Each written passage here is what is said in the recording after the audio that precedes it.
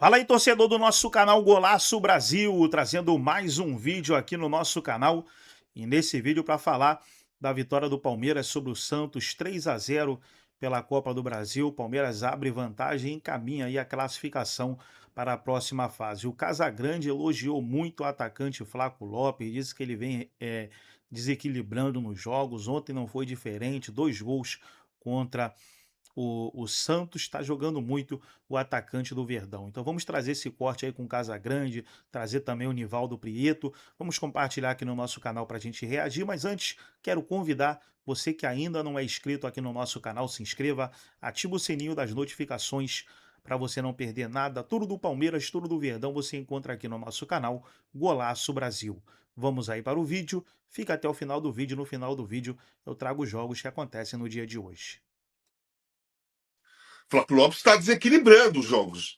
Desequilibrou no final de semana contra o Vasco, desequilibrou hoje contra o Palmeiras. É um jogador que está num nível altíssimo, cresceu muito na mão do Abel, desde quando ele chegou garoto lá, ele cresceu muito nas mãos do Abel, fez muito bem para ele ir para a Copa do Mundo, mesmo tendo jogado pouco, ele voltou super empolgado, super entusiasmado, vai fazer parte da seleção da Argentina nesse novo ciclo, né?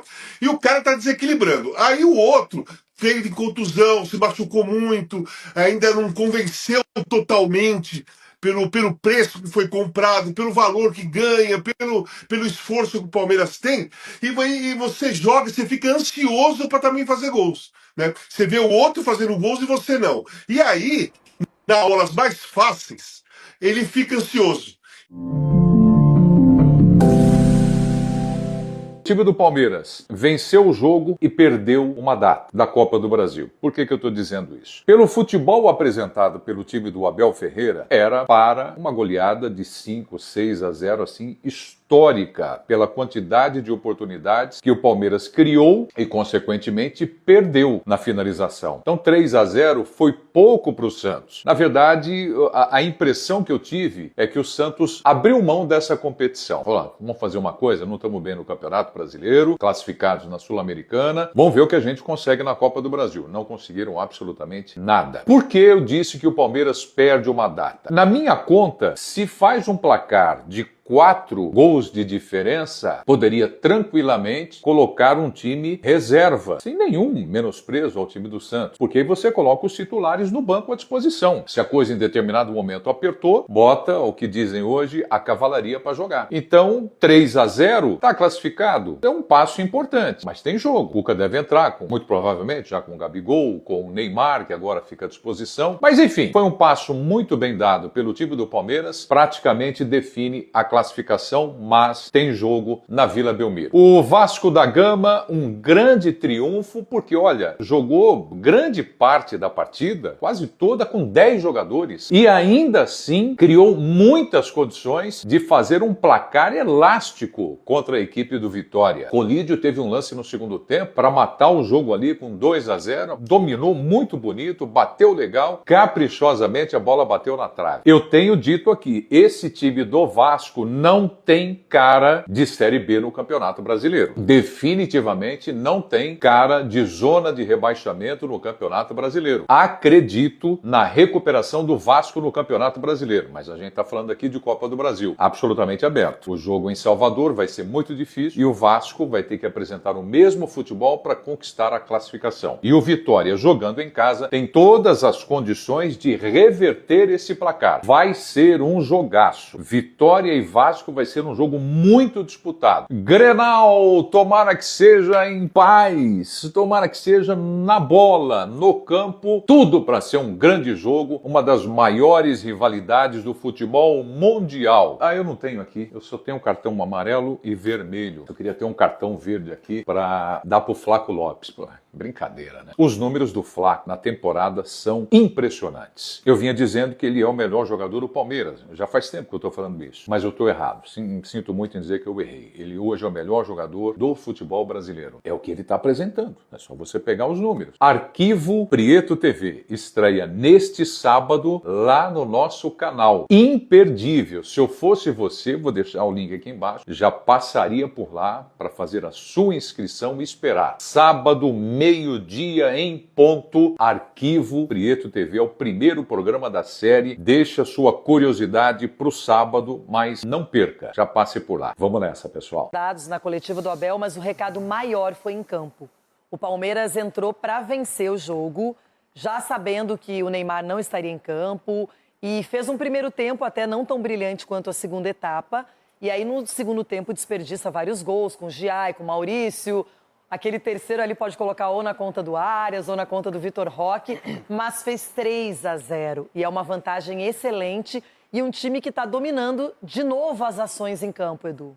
Renato, é o time que se preparou bem, né, para esse momento. O Palmeiras é um time onde que a gente sabe que dentro e fora de campo está muito bem administrado. A gente sabe quais são o planejamento, sabe o que você tem que fazer dentro do campo e fora dele também. Haja vista que a gente viu aí com relação à venda do Alan, uma venda milionária para o futebol europeu. E aí ontem, né, falando do jogo, o Santos até que começou bem, jogando, né, criando dificuldade para a equipe do Palmeiras. Teve uma chance ali pela lateral, ali pelo...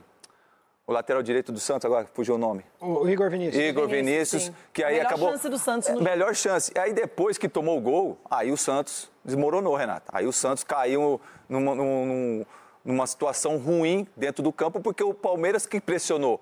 O Palmeiras criou dificuldade para o Santos. E no primeiro tempo era para ter saído com um placar ainda muito maior. E aí no segundo tempo, quando o Cuca faz as mudanças, abriu o Santos. E aí o Palmeiras começou a jogar com a qualidade dos seus jogadores e, na minha visão, com a displicência de alguns jogadores do Palmeiras no ataque, que era para ter feito mais gols ainda. Você não pode, você tem que ter respeito pelo seu adversário. Quando você cria essas chances, tem que fazer gol.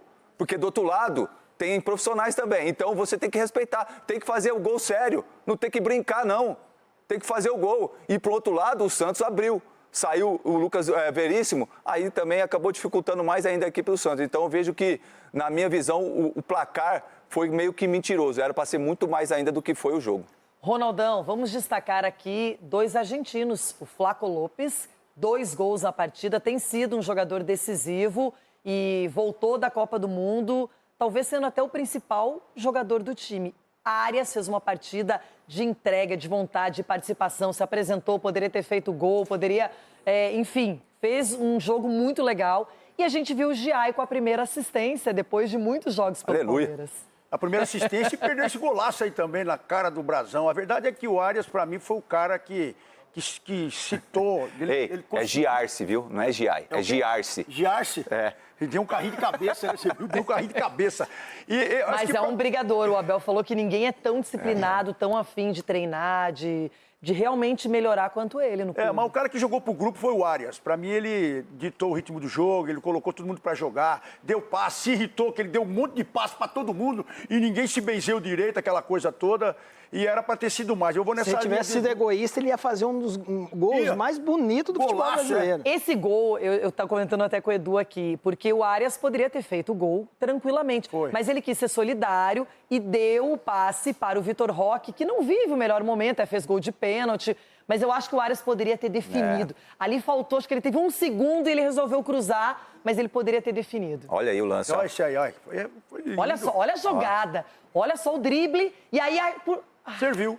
Era só ter feito o gol. Cara, mas o que impressiona é a lentidão do sistema defensivo do Santos. Assim, poderia ser o gol da temporada. E o Santos escapou. O Santos escapou de passar o maior vexame da história dele num clássico.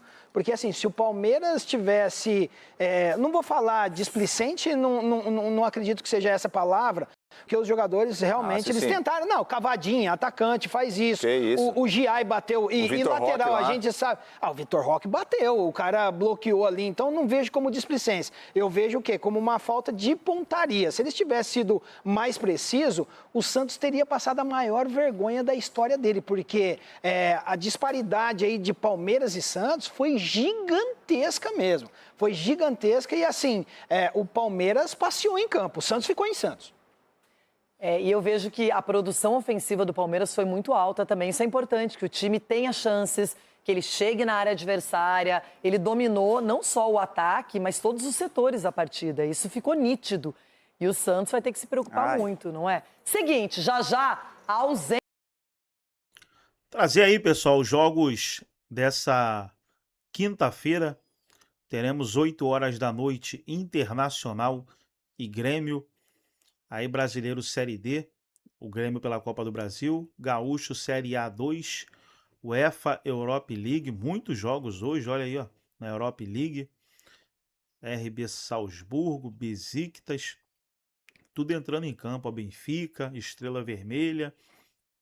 Todos entrando em campo pela UEFA Europa League. Também temos UEFA Conference League. Na Europa temos três campeonatos, né? Champions League é o principal, Europa League o segundo e UEFA Conference League também. Aí é o terceiro. Isso aí tem até mais jogos. A Atalanta entra em campo, Brighton. Rapaz, tem uma penca de jogos hoje, hein? Aí na Espanha, Celta e Osasuna, Barcelona e Atlético de Bilbao. Na Argentina, Estudiantes e Barracas Central, Platense e Instituto. Então tá aí os jogos de hoje com destaque para o Grenal, 8 horas da noite, Grêmio e Internacional. Gostou do vídeo? Deixa o like, se inscreva no canal, ativa o sininho das notificações. Forte abraço a todos e até o nosso próximo vídeo aqui no nosso canal.